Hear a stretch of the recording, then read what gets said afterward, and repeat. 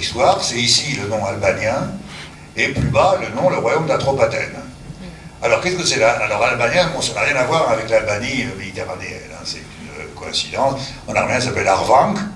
Hein, c'est un territoire, c'est un peuple qui se trouvait au nord de la rivière Koura, que vous voyez ici, sous le nom de grec de Kuros, et jusqu'à la mer Caspienne. Donc c'était un peuple qui était voisin donc, de l'Arménie, séparé de l'Arménie par ce fleuve, la Koura, mais qui en fait peu à peu a été arménisé, non pas par des guerres annexées ou quoi, mais peu à peu, disons, la culture a été la culture arménienne a dominé toute la culture albanienne, disons. Et le deuxième, alors c'est très important, c'est au sud, le royaume d'Atropatène. Alors qu'est-ce que l'Atropatène? Atropatès était un général perse qui est passé au service d'Alexandre le Grand. Et quand il y a eu donc l'expédition d'Alexandre le Grand, alors l'expédition d'Alexandre le Grand, en fait, elle n'est pas passée ni par l'Arménie, elle ne s'est pas approchée de la mer Caspienne. Et donc, à la suite de cette expédition où les Perses ont été vaincus, sur les débris ont été fondés le royaume d'Arménie, que vous voyez là, et le général Atropatès s'est installé au sud de l'Arax, vous voyez l'Arax marqué en bleu foncé, et a créé un royaume qu'on appelle le royaume d'Atropatène. Et c'est ce mot d'Atropatène qui a été transformé en arabe puis en turc en Azerbaïdjan. Donc c'est ça l'origine du mot. Mais j'insiste beaucoup, et ça, on va voir que c'est très important, qu'il est au sud de l'Arax, contrairement à ce qui est l'Azerbaïdjan actuel.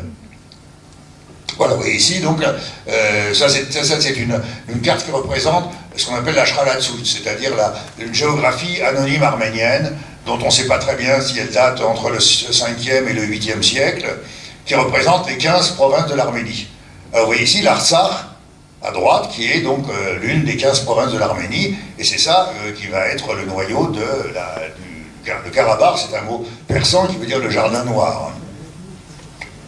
Donc vous voyez l'Albanie au nord et l'Atropatène au sud, toujours. Hein. Et avec le fleuve la Koura, qui sépare donc l'Albanie de l'Arménie. Alors voilà ce qu'on lit par exemple dans l'encyclopédie de l'Islam de 1991. Sous le mot Azerbaïdjan, voilà la grande province de Perse, appelée en moyen persan Atolpadagan, en néo-persan, etc. En grec Atropatène, en grec byzantin, etc. La province fut appelée du nom du général Atropatès, qui à l'époque de la maison d'Alexandre proclama son indépendance. Donc vous voyez, c'est clair et net, ce mot d'Azerbaïdjan, c'est une déformation du mot Atropatène. Voilà une carte du XVIIIe siècle, vous voyez en bas, c'est écrit en bas, Atropatène, Azerbaïdjan. Il y a les deux noms. Toujours au sud de l'Arax. Alors, la langue d'Arvan, disons, était inconnue jusqu'à...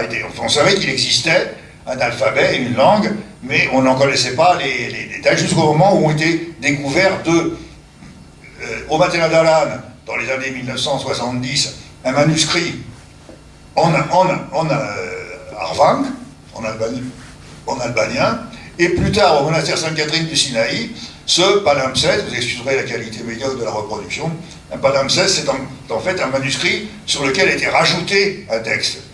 Ce palimpseste est en géorgien, rajouté en arvank. À l'aide de ces deux documents, on a réussi à reconstituer la langue albanienne, mais qui a très très peu de traces. Il y a quelques inscriptions, mais très peu. Alors, comme vous voyez ici, donc l'Arménie, voilà, au IIIe siècle, alors le royaume d'Arménie, jusqu'en 428, pardon, 392, qui a été là, quand l'Arménie a été partagée entre l'Empire byzantin et le royaume perse, la Koura formait la frontière septentrionale de l'Albanie. On le voit ici, donc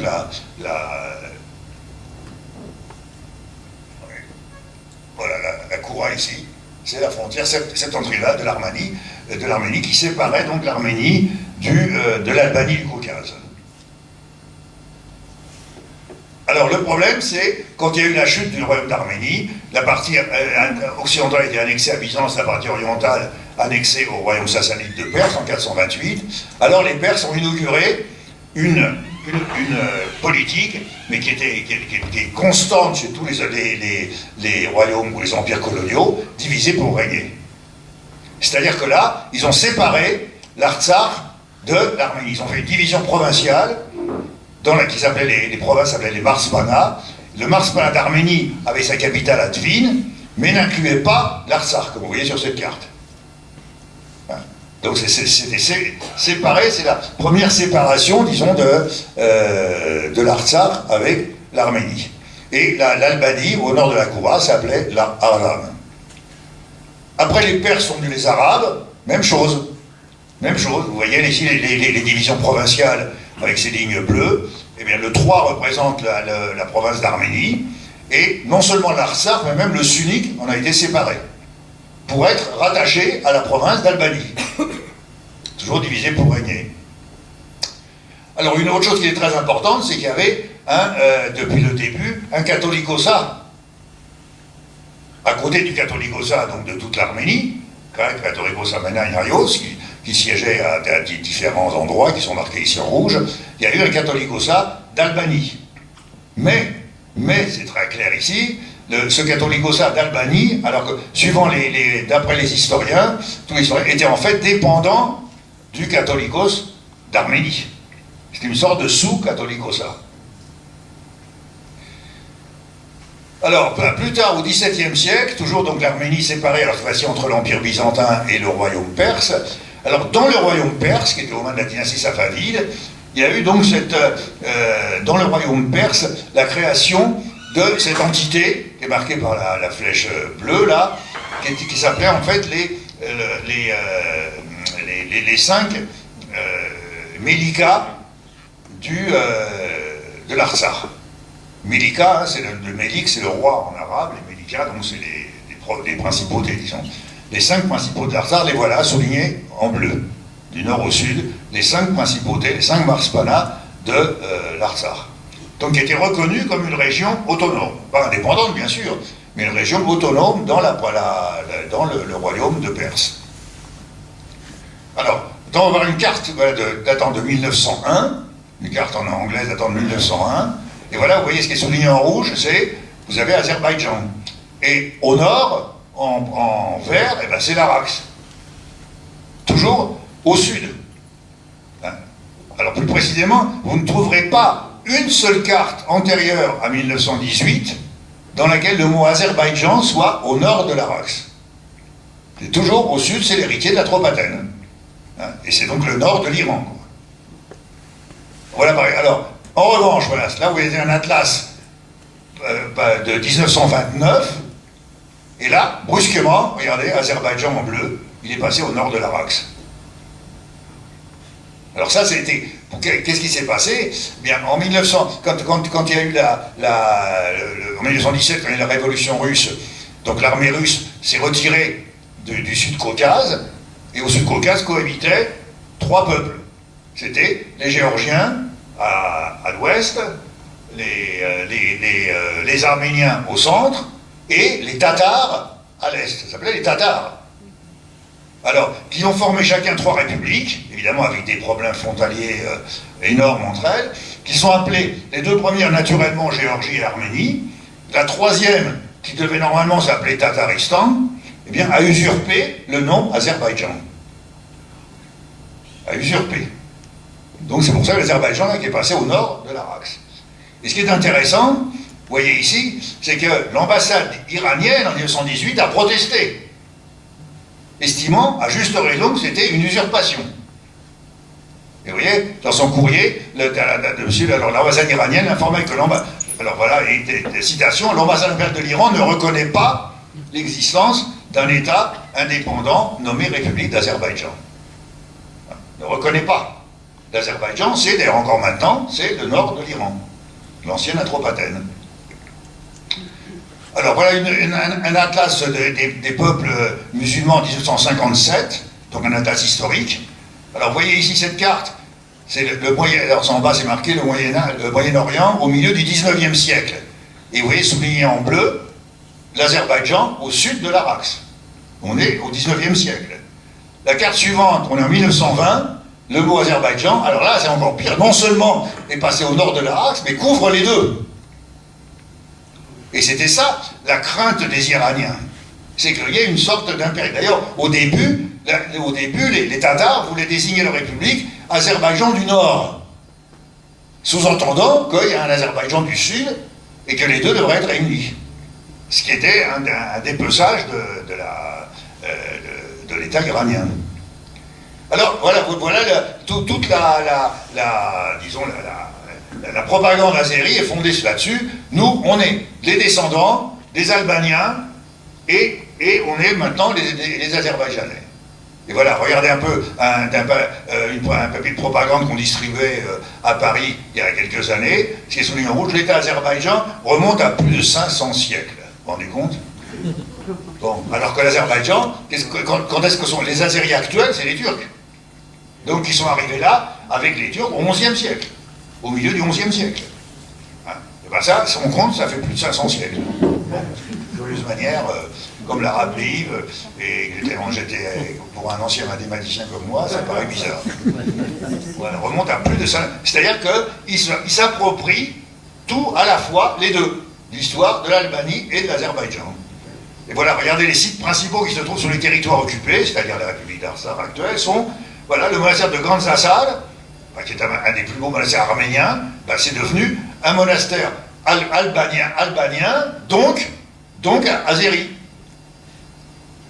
Les ponts de la citadelle de Choucha, la mosquée, tout ça, voilà, tous ces sites principaux sont devenus des sites albaniens, donc azéris. Voilà, par exemple, voilà un livre, le patrimoine architectural de l'Albanie du Caucase. Le livre décrit l'histoire de l'architecture médiévale de l'Albanie du Caucase, Azerbaïdjan. Vous voyez? Ce faux Azerbaïdjan, au nord de l'Araxe, est devenu l'héritier de l'Albanie du Caucase.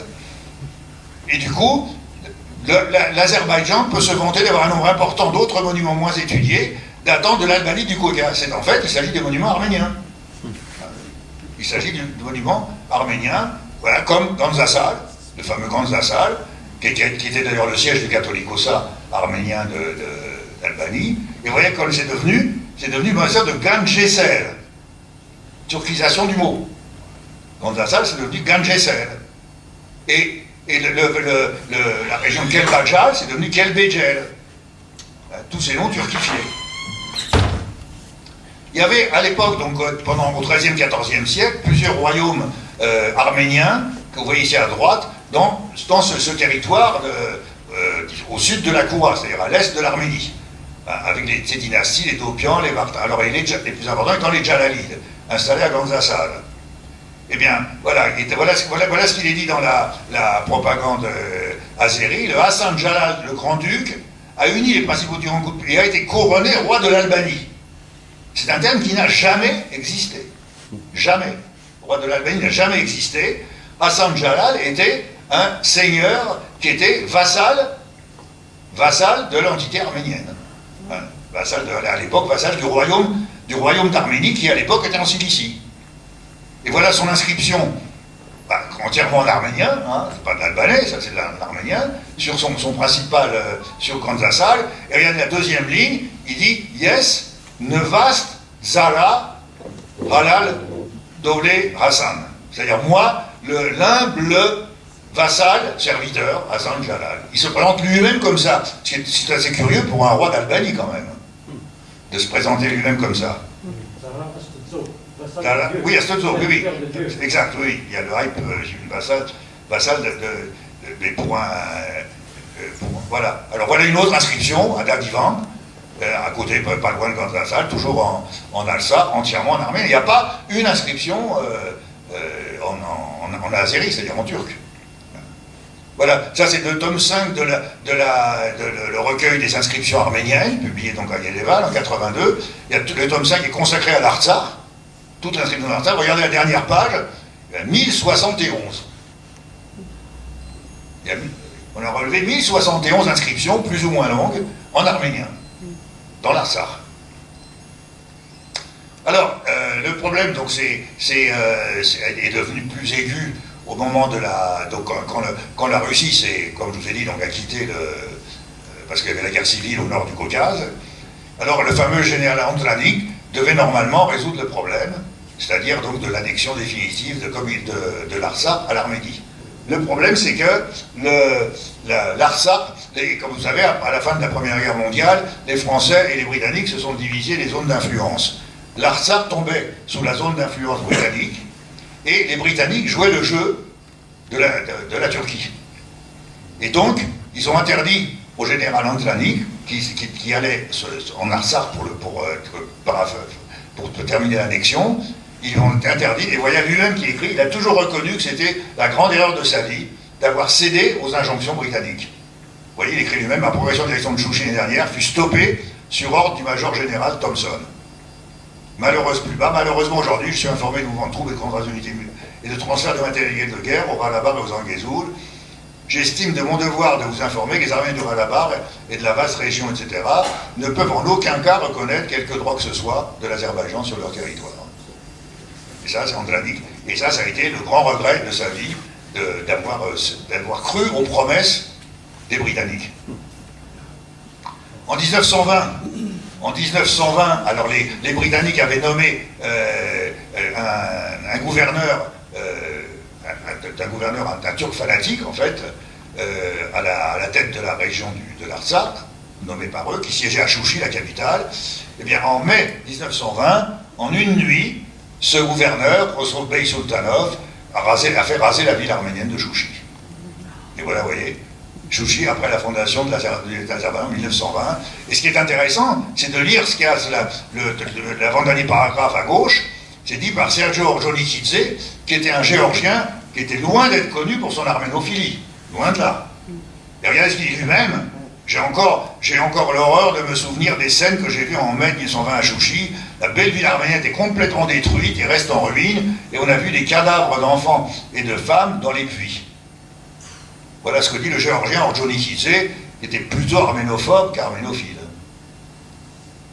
Alors, tout allait se jouer en 1920. Alors le problème, c'est qu'il faut reconnaître qu'il y avait une supériorité absolue de la diplomatie traditionnelle turque par rapport à la diplomatie arménienne. Les Arméniens n'avaient plus d'État depuis 1375 et avaient perdu tout sens de la diplomatie. Et là, les Azéris avaient à leur tête un vrai filou, de Narimanov, qui a réussi à la fin des 1900. Alors on voit ce qu'il y a en novembre 1920. Le gouvernement étranger du pays d'Azerbaïdjan, ayant appris la nouvelle de la République socialiste soviétique d'Arménie, salue la victoire du peuple. Le Haut-Karabakh, Zangezur et Nakhitchevan sont reconnus partie intégrante de la République socialiste d'Arménie.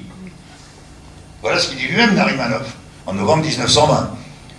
Ensuite, alors en juillet 1921, annexe 5A, à Tiflis, voilà le 4 juillet, voilà les décisions prises. Alors, soit laisser le Karabakh dans le reste d'Azerbaïdjan, soit organiser la décision finale, qui est encadrée, rattacher le Haut-Karabakh à l'Arménie soviétique, organiser un référendum restant au Haut-Karabakh. Voilà, rattaché à l'Arménie soviétique, c'est clair et net, le 4 juillet. Le lendemain, le 5 juillet, voilà la décision, laisser le Haut-Karabakh à l'intérieur des frontières de la République socialiste soviétique d'Azerbaïdjan. En une nuit, tout a changé. Alors là, on ne sait pas très bien ce qui s'est passé. Enfin, manifestement, le jeu de Narimanov a été utile, quoi.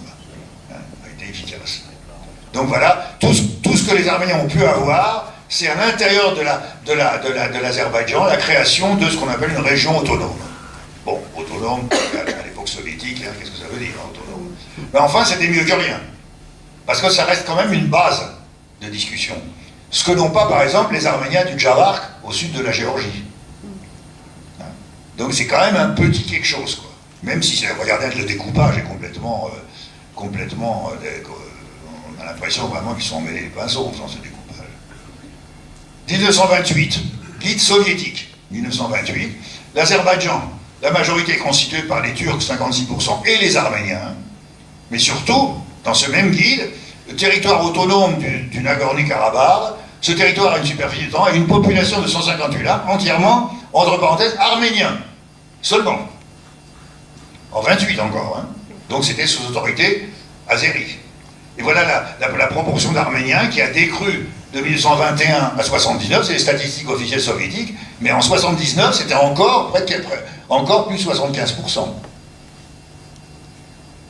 1978, l'encyclopédie de l'islam, Karabakh, les montagnes du Karabakh des Patans, et la population actuelle composée en majorité d'Arméniens, avec quelques Turcs azéris chiites. Ça, c'est l'encyclopédie de l'islam, hein, c'est pas de la propagande arménienne, ça. Oui. Alors, en 88, grande révolution de l'Union soviétique, le Parlement de la région autonome du Haut-Karabakh, qui, comme tous les parlements soviétiques, était à la botte de Moscou, et ben, brusquement a pris une décision demandant le rattachement à l'Arménie. Et ça, c'est une décision tout à fait légale.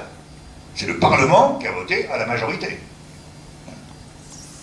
Et vous voyez cette jolie affiche qui représente l'enfant à droite, l'enfant Karabakh qui veut se retrouver dans le sein de la mère Arménie. Alors il y a eu donc, comme vous savez, je termine là-dessus, la guerre civile, la guerre pas civile, pardon, une guerre entre l'Arménie et l'Azerbaïdjan, en 90, et qui, alors une fois n'est pas coutume, a été gagnée par l'Arménie, par une chance, c'est qu'en fait la direction, enfin c'est pas pour diminuer le mérite des Arméniens, mais heureusement la direction azérie n'était pas unifiée, en fait.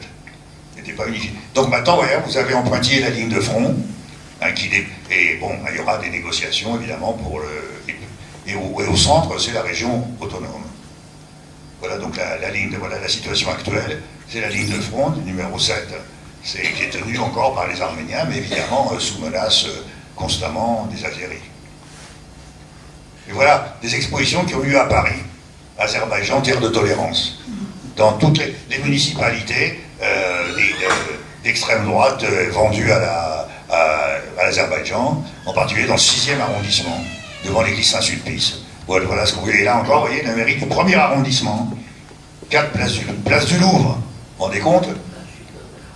Et c'est là qu'on distribuait ces prospectus que je vous ai montré au début.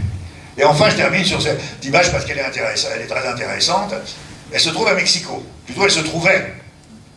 Parce que ce qu'ont fait l'Azerbaïdjan, qui se veut, alors maintenant c'est le fils de Haïdar Aliyev, qui était lui le fondateur, disons, le premier président de l'Azerbaïdjan, mais qui heureusement n'était pas président au moment de la guerre. Haïdar Aliyev, c'est reconnu comme le père donc, de l'Azerbaïdjan actuel, soi-disant, et grâce au pétrole, les Azéris paient à tous les pays pour avoir une statue d'Aliyev. Et là, ils ont payé au Mexique pour avoir cette statue d'Aliyev. Vous voyez, c'est marqué en dessous, Haïdar Aliyev. Derrière, c'est la carte de l'Azerbaïdjan, incluant bien entendu avec le Nakhichevan, donc, qui a été attribué lui aussi à l'Azerbaïdjan, et le Karabakh. Le problème, c'est que là, le Mexique a eu un courage que d'autres devraient avoir aussi. Bon, bah eux, ils ne savent même pas qu'est-ce que c'est Aliyev. On a donné temps, ben voilà, oui, mettez vos statuts, hein, nous, on s'en fiche. Mais après, peu après, il y a eu des protestations, parce que non pas tellement par Aliyev en tant que premier président de l'Azerbaïdjan, mais le Aliyev, il faut voir aussi, c'était un grand membre du KGB soviétique, ce même Aliyev. Donc, avec du sang sur les mains, bien entendu. Quand les autorités mexicaines ont appris ça, ordre, démolissez-moi ça. Ça, c'est historique, la statue n'existe plus. Bravo. Bravo. On aurait espéré que d'autres fassent autant, en particulier que la France n'autorise pas ces simagrées de Azerbaïdjan, terre de tolérance, devant le Louvre ou devant l'église Saint-Sulpice. Voilà. Donc je donne le Mexique comme exemple. Voilà. Je vous remercie.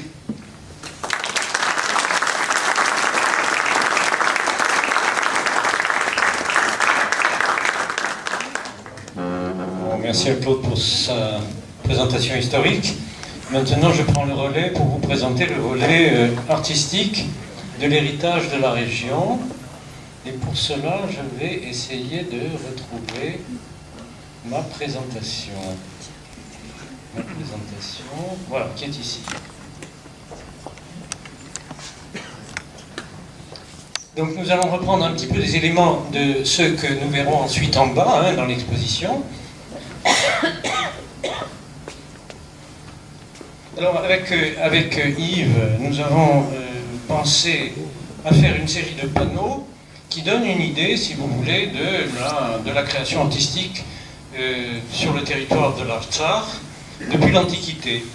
Alors ceux qui étaient là l'autre jour, le 14 novembre dernier, se souviennent de la présentation par Hamlet Petrosian des fouilles qu'il a conduites sur le site de Tigranakert, ou Tigranocerte en français, hein, qui est l'une de ces villes qui a été construite par le roi Tigran, et ce sont les deux images que vous avez en haut à gauche, n'est-ce pas?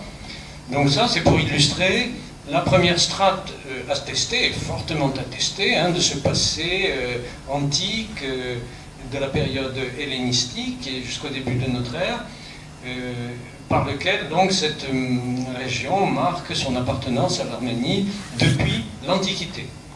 Ensuite en bas et ensuite à droite, nous avons mis avec Yves des images qui illustrent les premières constructions de la période chrétienne. Je reviendrai là-dessus un petit peu après. Donc là, c'est simplement pour vous rappeler que nous sommes sur ce territoire, donc à l'extrémité orientale du plateau arménien, sur lequel s'étendait le pouvoir du roi Tigran, hein, le roi des rois, qui, comme vous vous en souvenez, avait pratiquement, on peut dire, créé un empire arménien vers les années 70-80 avant notre ère. Et au sein de ce grand État, donc, il avait bâti plusieurs villes à son nom. Il y avait bien sûr la capitale Tigranakert, qui avait été établie ici au centre de ces nouveaux États, hein, de ces nouveaux domaines, enfin de l'empire arménien, on peut dire. Hein. Mais il y avait aussi plusieurs autres villes qu'il avait fait construire sur les marges, hein, sur les frontières. Et donc, c'est cette ville de Tigranakert qui a été retrouvée il y a une trentaine d'années par notre ami Hamlet Petrosian, qui nous a fait cette présentation l'autre jour, vous vous souvenez. Alors, sur cette carte, j'ai voulu vous montrer l'emplacement de cette ville qui était effectivement à l'extrémité orientale de l'Arménie. L'ensemble de l'Artsakh, c'est déjà l'extrémité orientale du plateau arménien. Et la ville est encore à l'extrémité orientale de cette marge orientale.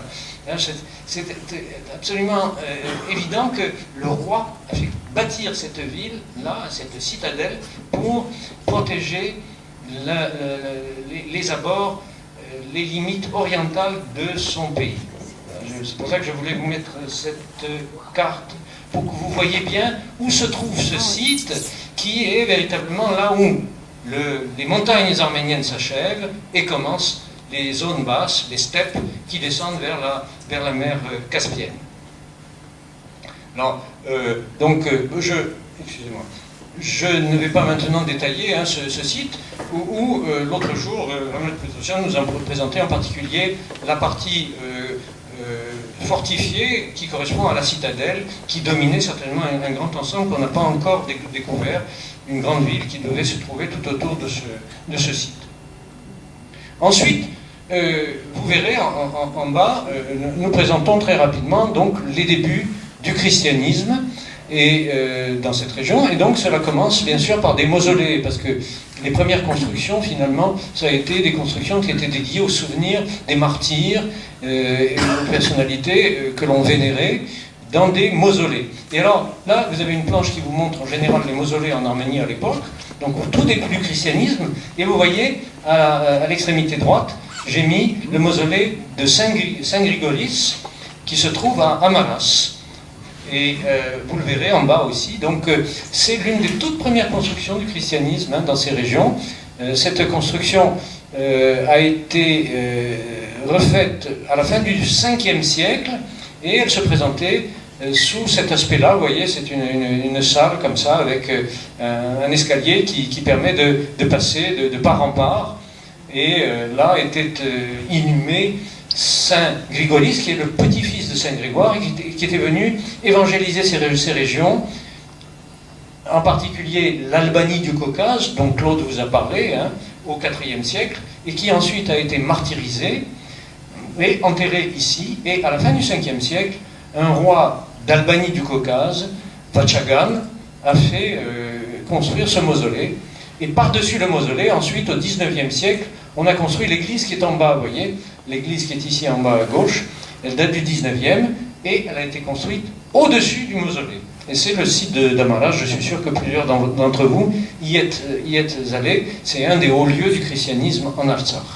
Alors, à cette période paléochrétienne, outre les martyriats, les mausolées, il y avait aussi bien sûr des églises paroissiales, celles-là qui étaient destinées à accueillir toute la population, enfin les paroisses, si vous voulez, hein, dans chaque paroisse. Et ces églises, à cette période-là, étaient souvent encore des basiliques. Elles n'avaient pas encore de coupole. Il y avait encore très peu de coupoles. Et l'une des basiliques qui sont connues en Arménie, eh bien, nous la trouvons en Artsakh, ou plus exactement entre le Sionik et l'Artsakh, sur le site de Tsitsernavang, qui est ici souligné en jaune, vous voyez.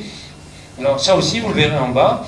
Et nous avons montré donc des photos de cette basilique de Tsitsernavang, qu'on ne sait pas dater exactement, mais qui est quelque part vers le 5e, 8e, 5e, 7e siècle de notre ère. Vous voyez, c'est l'une de ces premières églises chrétiennes de la région. C'est une basilique à 3 nefs. Hein, vous voyez, il n'y a pas de coupole. Ce sont des espaces longitudinaux. La nef centrale, un peu plus élevée que les nefs latérales. Et ici, la spécificité de cette basilique, c'est qu'elle a une tribune. Là, vous voyez, là au fond de l'abside, vous voyez, là vous êtes dans la nef principale, vous regardez vers l'est, vous avez l'abside, le Khoran, hein, en arménien, et au-dessus du Khoran, au-dessus de l'abside, vous avez quelque chose de très bizarre, c'est une tribune. Ah, ça, c'est une originalité de cette construction très ancienne et donc très intéressante. Elle a été restaurée, hein, là, après la libération du Karabakh par les Arméniens. À cette période-là, on voit apparaître des petites constructions à coupole principalement sur plan centré, cruciforme, et on en trouve quelques exemples en Artsakh. Là, c'est l'ensemble de l'Arménie, vous voyez, et la flèche bleue vous indique l'un de ces monuments qui se trouve en Artsakh, c'est la chapelle de Gankasaj. C'est le site de Tigranakert d'ailleurs, hein, c'est juste au-dessus de Tigranakert. Donc vous avez cette petite église avec coupole sur une croix, comme on en trouve des dizaines, hein, en Arménie. Et là je vous ai mis sa cousine, entre guillemets, qui se trouve à Lambat, près de Gümri, près d'Artik, en Arménie actuelle. Simplement, vous allez me dire, mais les formes sont très bizarres. Oui, c'est parce que à la fin de la période soviétique, les Azéris ont voulu la restaurer en effaçant en quelque sorte les caractéristiques de son architecture arménienne. Donc ils ont créé cette forme qui est assez impersonnelle en quelque sorte, qui n'a pas de visage, quoi, qui n'a pas d'identité. Mais la structure, c'est bien celle d'une coupole sur une croix. La période des royaumes, vous savez, c'est la période après l'occupation arabe, qui a été marquée par exemple par le royaume des Bagrati d'Ani, le royaume des Artsuni au Vaspurakan, a laissé assez peu de traces en Artsakh. Donc, probablement, toutes les constructions de cette période ont été détruites par les invasions, l'invasion turque et puis l'invasion mongole. Il y a très peu de choses de cette période, donc 10e, 11e siècle. Quelques ruines et quelques khachkaj de cette période. En revanche, la période suivante est très abondamment représentée dans la région. Et ici, donc, en Artsakh, dans l'actuel Karabakh, nous avons quelques-uns des plus beaux monastères de l'Arménie médiévale. Sur les deux panneaux que vous verrez en bas, pour cette période-là, donc 13e, 14e siècle, vous verrez à gauche le monastère de Dadivank et à droite le monastère de Ganzasaj.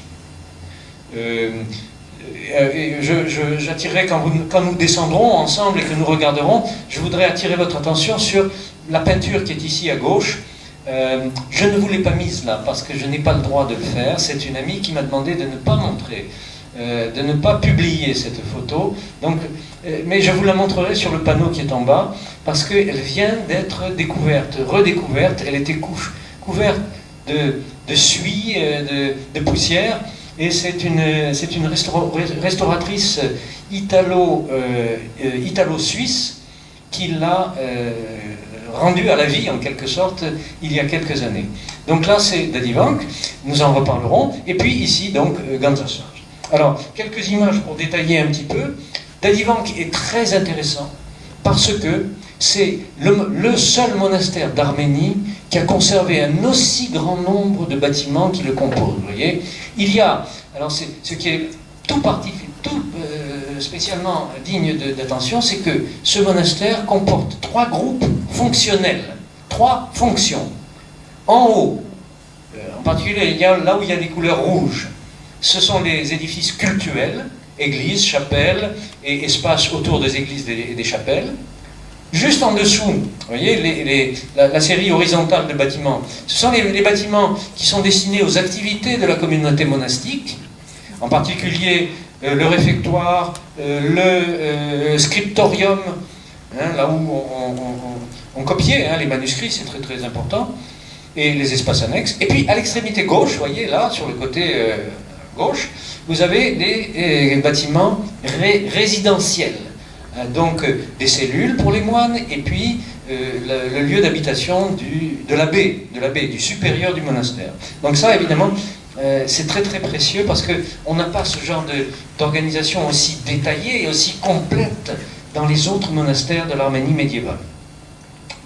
Quelques images donc, de ce monastère que je suis sûr beaucoup d'entre vous connaissent déjà. Claude nous a déjà montré la photo qui est en bas à gauche, avec les fils de la commanditaire, hein, la princesse Arzu Khatoun avait fait bâtir cette église en 1214, à une période où son mari et ses deux fils étaient morts. Et vous les voyez représentés ici, les deux fils. Vous observez une chose curieuse, c'est que bien que ce soit des princes, ils sont nimbés. Hein, vous voyez, je ne sais pas si vous voyez, il y a un petit halo rond autour, derrière leur tête.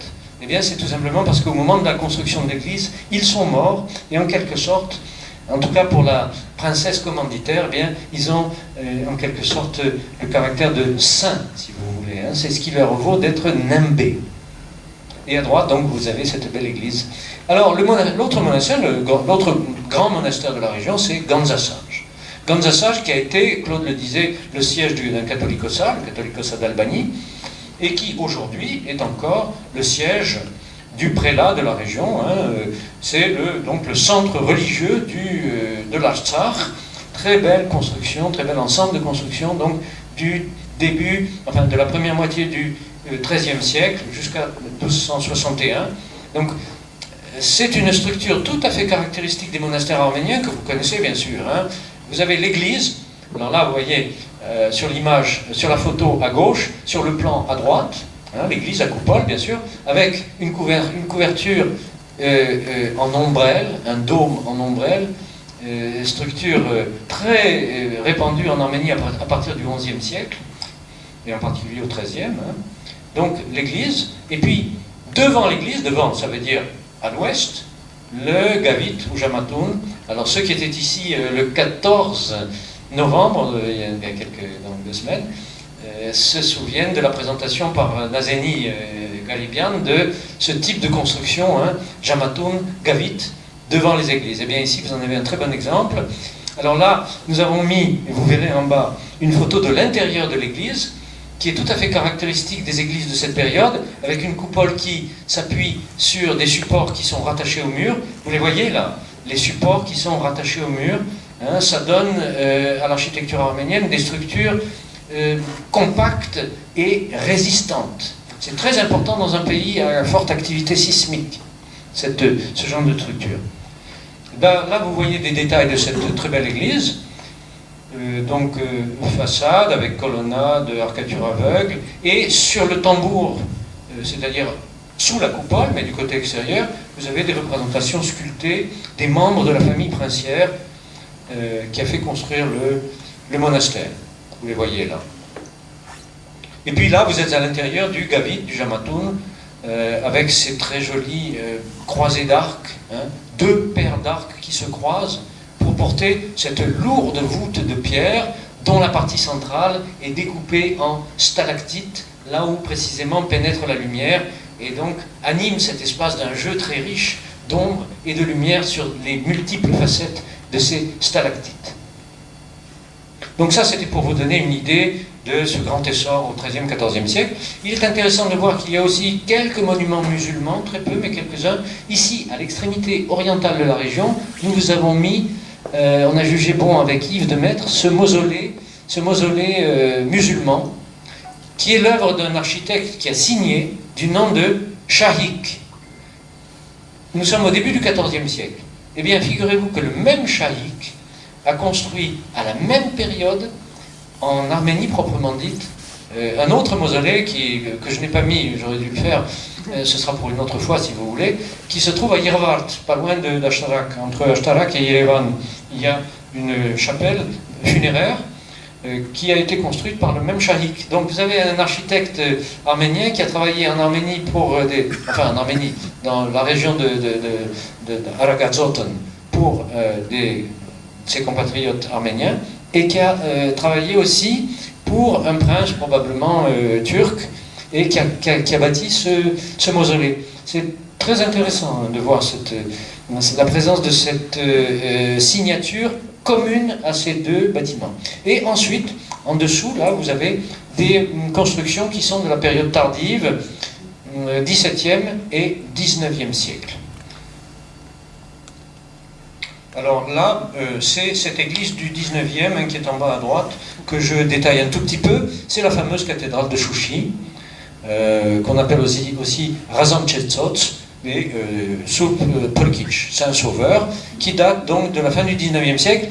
Alors le plan est intéressant parce que c'est l'une des rares cathédrales de l'époque qui reproduit la composition d'Echmiadzin, de la cathédrale d'Echmiadzin. Il n'y en a pas beaucoup.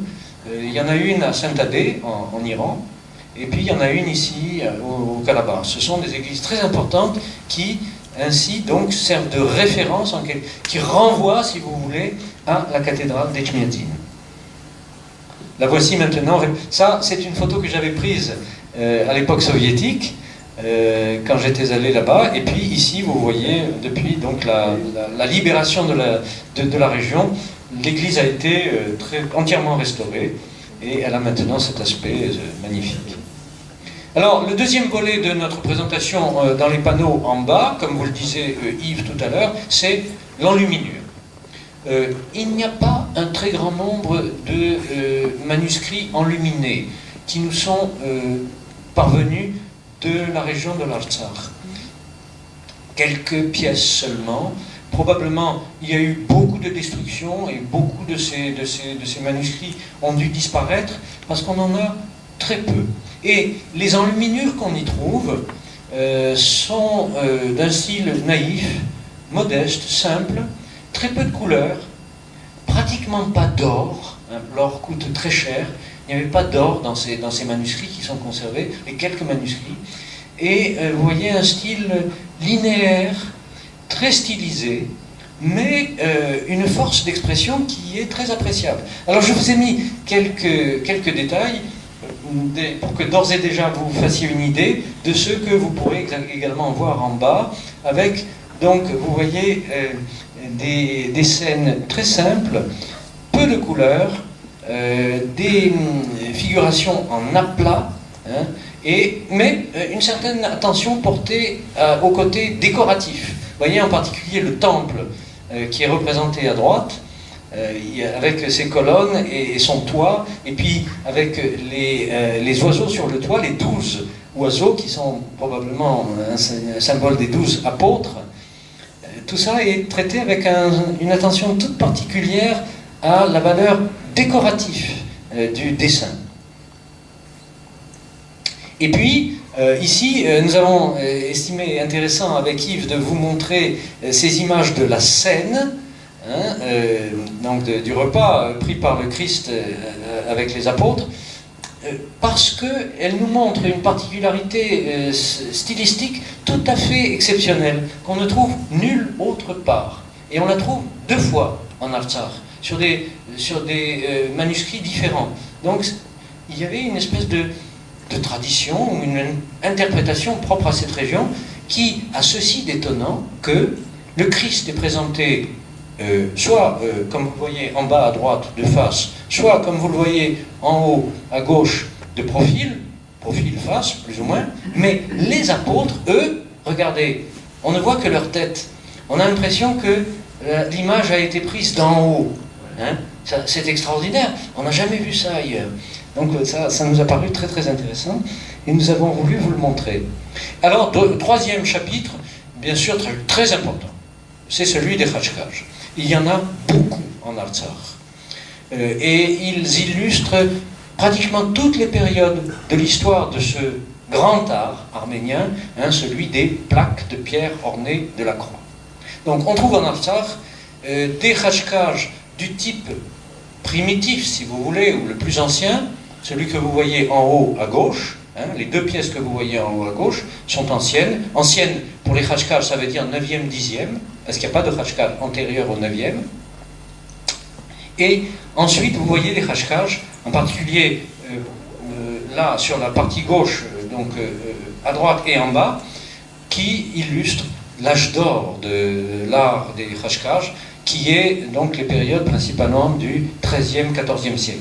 Là, la plaque de croix se transforme en une véritable broderie dans la pierre, et je vous montrerai des détails qui vous donneront une idée plus précise de l'extrême richesse de cette décoration sculptée. À droite, vous voyez quelques pièces également très intéressantes. Il y en a une en particulier en haut à droite, qui vous montre un décor végétal tout à fait inhabituel, avec de grands arbres sur les côtés de la croix, et de larges bandes d'entrelacs sur les bords.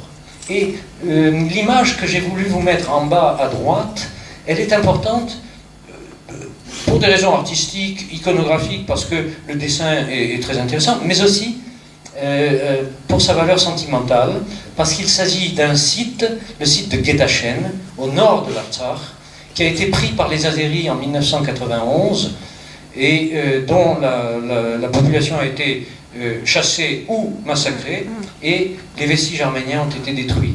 Donc la photo que vous voyez là, qui n'est pas de moi, celle-ci, elle m'a été donnée par l'un de ceux qui connaît le mieux cette région, Samuel Karapetian, et elle montre des khachkages qui n'existent plus. Donc c'est une photo extrêmement précieuse. Ici, quelques détails de ces khachkages du XIIIe, XIVe siècle, qui illustrent le zénith de cet art, le zénith de cette sculpture, qui est d'une richesse inouïe, avec un traitement extrêmement fouillé de tous les détails, de tous les motifs, et quelques figurations humaines, avec évidemment le Christ trônant, et deux donateurs. Vous les voyez en haut à droite, vous avez le médaillon avec le Christ, et puis sur les côtés, vous avez un donateur agenouillé, qui était l'évêque de ce monastère de Gedic, et à droite, son frère. À gauche, Vertanes, et à droite, son frère Sarkis, qui était mort au moment de la construction de ce monastère de Gedic en 1246. Et je ne sais pas si vous voyez... Ah, pardon, excusez-moi. Je ne sais pas si vous voyez, mais Sarkis, ici, le frère de Vertanes, est Nembe, lui aussi, vous le voyez. C'est un évêque, lui aussi, mais il était mort un peu avant 1246, et du coup, il a le droit d'être Nembe. La machine fait des fantaisies. Alors là, c'est vraiment le sommet. C'est le sommet de cet art. C'est une sculpture d'une richesse inouïe. Je serais tenté de dire que ce sont les deux khachkages les plus riches, les plus fins, les plus richement sculptés de toute l'Arménie médiévale. Ils se trouvent à Dadivank, dans le clocher, à l'intérieur du clocher. Ce sont de hautes stèles, elles font, je ne me souviens plus, près de 3 mètres de haut, elles sont très grandes, et alors elles sont d'une finesse absolument inouïe. Je vous ai mis ici les deux médaillons, ces deux gros médaillons que vous voyez sous la croix, là, je vous en ai mis ici des détails pour que vous puissiez vous rendre compte de cette richesse inouïe. Et puis, nous avons voulu conclure cette présentation, vous verrez en bas, donc par des tapis.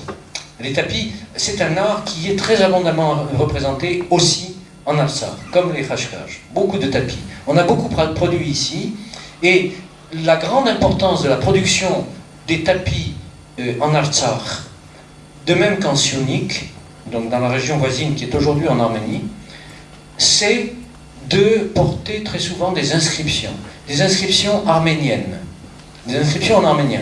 Ces inscriptions ont deux avantages inappréciables pour l'histoire de l'art, arménien. Un, c'est que très souvent elles permettent de dater, elles comportent une date. Deux, elles permettent d'attester l'appartenance de ces œuvres à l'art arménien. Pourquoi est-ce que c'est important? Parce que beaucoup de tapis sont présentés dans les ouvrages occidentaux et et turcs et azerbaïdjanais naturellement, comme tapis, tapis d'Asie mineure, tapis d'Anatolie, ou tapis du Caucase, et rattachés aux traditions des nomades, et donc des Turcs et des Azéris. Vous avez à Bakou un magnifique musée du tapis, où beaucoup d'œuvres de ce type sont présentées comme des œuvres azerbaïdjanaises. Et dans les ouvrages sur l'art turc, également, vous avez toujours ce genre de tapis qui sont présentés comme turcs. Donc là, vous avez cette identification, cette marque, si vous voulez, qui est incontestable. Hein, parce que les inscriptions sont en langue arménienne. Donc vous les verrez ensemble. Alors, quelques commentaires, si vous m'accordez encore quelques minutes, juste sur une ligne iconographique qui est très importante, très abondamment représentée en Artsakh, c'est la représentation du dragon. Hein, c'est un motif omniprésent dans les tapis de cette région. Et d'une façon générale du sud de l'Arménie, en particulier du Sionik. Sionik et Artsakh vont un peu ensemble de ce point de vue-là. Ce sont les dragons. Alors là, j'ai voulu vous mettre des tapis originaux à dragon. Le point de départ du tapis à dragon est représenté par quelques dizaines de très beaux et très grands tapis énigmatiques que l'on trouve dans les grandes collections des musées occidentaux. On ne sait pas d'où viennent ces tapis. On ne connaît pas exactement leur datation. On s'accorde à les dater entre le 15e et le 17e, 18e siècle. Et il y a toutes sortes d'hypothèses qui ont été émises sur leur origine. Plusieurs auteurs estiment que leur origine est arménienne. Et je pense que cette hypothèse est fondée. Elle est fondée pour une raison simple, c'est que l'Arménie est le seul pays dans tout cet ensemble de pays orientaux, si vous voulez, où ces tapis s'inscrivent dans une lignée iconographique. Et vous allez voir que les dragons, alors les dragons, vous les voyez ici, vous voyez, les paires de dragons, je ne sais pas si vous voyez, de part et d'autre de ces éléments centraux, vous avez des formes fantastiques qui, en réalité, sont des dragons. Et alors, ces dragons que vous voyez par paire, là aussi, hein, paires de dragons autour de part et d'autre de l'élément central, eh bien, vous allez les retrouver tout au long de l'histoire des tapis du Karabakh et du Sionik. Hein. Vous les voyez ici, ces deux dragons, de part et d'autre du médaillon central, attachés par la queue. Et la même représentation, vous la voyez inversée, tête en bas de l'autre côté du tapis. Voyez. Ici, pareil, voyez, à l'extrémité droite. Vous avez deux dragons attachés par la croix, deux autres qui font une paire inversée, si vous voulez, tournée vers le bas, et troisième paire, de nouveau tournée vers le haut. Donc ça, ce sont des dérivés des dragons anciens. Et au centre, je vous ai mis ce magnifique tapis qui est absolument extraordinaire. Il appartient à une catégorie qu'on appelle Artsvagorsk. Les Arméniens considèrent que c'est le motif de l'aigle. C'est un motif rayonnant, très impressionnant, qui, dans la perception traditionnelle arménienne, se rattache à l'aigle qui a étendu ses ailes. Mais il y a une autre interprétation que l'on trouve dans les ouvrages sur le tapis oriental, en particulier chez les Anglais, on appelle ça sunburst, c'est-à-dire explosion solaire. Et effectivement, il y a quelque chose de fantastique avec ce motif central qui explose, n'est-ce pas? Alors, ce qu'il faut bien voir, c'est que beaucoup de ces productions sont des productions rurales, des productions qui sont l'œuvre de tisserandes qui sont de simples paysannes. Hein. Et donc, il faut imaginer toute la richesse du bagage artistique qui est présent dans la conscience de ces femmes, de génération en génération, pour créer des œuvres aussi riches, aussi sophistiquées, aussi audacieuses. C'est l'audace qui est renversante dans ces œuvres. Et j'ai voulu conclure cette présentation par des tapis également à inscription, également datés, et où domine la croix. Et évidemment, c'est un motif central pour les Arméniens, pour les raisons que vous connaissez. Et donc, là, vous avez ces tapis à croix, qui ne sont pas complètement éloignés ni coupés de la tradition du dragon, parce qu'en réalité, des dragons, vous en trouvez presque partout dans ces tapis. Tous ces éléments qui entourent la croix sont dérivés du dragon. Alors si vous voulez, on en reparlera en bas, on regardera ensemble les images. Mais voilà donc cette présentation sur le patrimoine artistique de l'Artsakh qui voulait vous montrer les diverses